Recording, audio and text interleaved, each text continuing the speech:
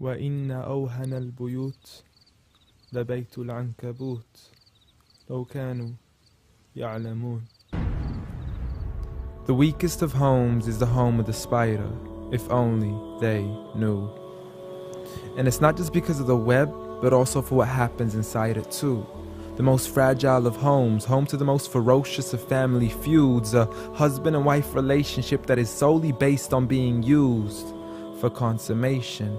See, as soon as they finish mating, the wife would then consume the body of her own husband. It's disgusting, and so can the children be too. See, as soon as they mature, they would chew upon their own mother as a source of food. It's sinister, it's crude. I don't want to imagine it, but it's true. And such the examples that are used, not because God can be cruel, but for God to prove that the weakest of homes are those in which the inhabitants are abused.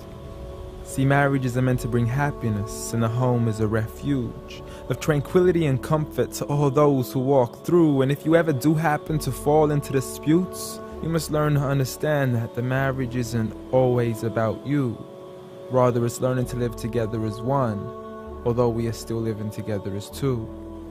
In a home where everybody knows that they belong, with love, kindness, and mercy, so we could all just get along, and there's no need for fighting every time something small goes wrong.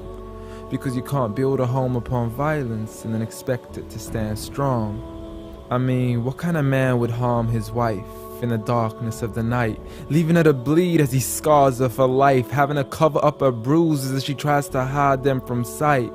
See, he's so focused on her responsibilities, but fails to realize that he also owes her rights. See, as a husband, you're meant to provide, protect, respect, guide, and guard her.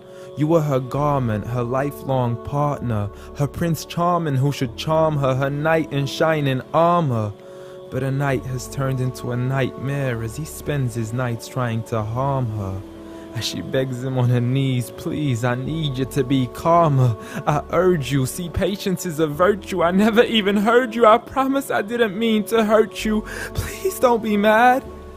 And please don't let the kids see, cause it's not right for a dad. It's sickening, it's sad that such scenes are happening in reality within the homes of so many broken families. It's a calamity that we forgot what the meaning of marriage is. Did you forget that the best of you in character is he who is best to his wife?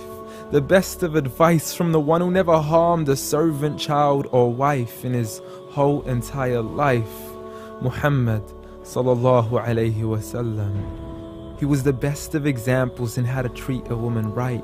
See, if his wife had cooked something he had liked, he would eat it, and if he didn't, he would leave it without expressing an ounce of dislike. He would even refuse an invitation to food until his wife had also received an invite, and he would help around the house too, just to make her workload light. He was the pinnacle of being polite. And he taught us that the strongest of men is not he who knows how to fight, but rather he who restrains his anger right at the moment of strife. So have patience, brother. I mean, you wouldn't allow it for your own mother, daughter, or sister. You wouldn't bear to watch another man punch and kick her, so the next time you even think to cause her trauma and hit her, you need to understand that she too is another man's mother, daughter, or sister. So dear sister, no human being deserves to live a life of violence alone. So if he doesn't treat you with kindness, don't live in silence trying to fight this on your own. Rather seek help from God first, and don't be afraid to then pick up the phone and let your people know that you are no longer willing to live in the weakest of homes. Violence against women? Islam says no.